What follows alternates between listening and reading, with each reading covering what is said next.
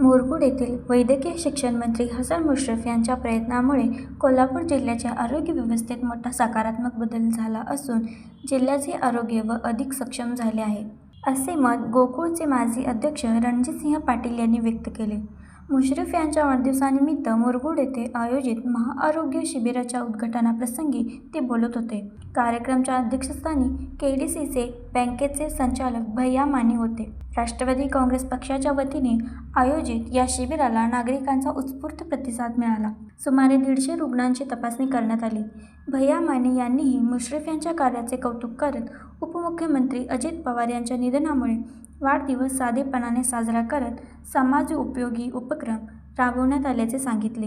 या 4 दिवसात तालुका व जिल्ह्यात विविध उपक्रम राबवून भरीव काम करण्यात आले. कार्यक्रमाचे स्वागत व प्रास्ताविका प्राध्यापक चंद्रकांत जाधव यांनी केले. निरामय नर्सिंग होम कोल्हापूर येथील डॉ. शेखर भिसे यांच्या मार्गदर्शनाखाली वैद्यकीय पथकाने रुग्णांची तपासणी केली. यावेळी अनेक मान्यवर उपस्थित होते. आभार अप्पाजी मेटकर यांनी मानले.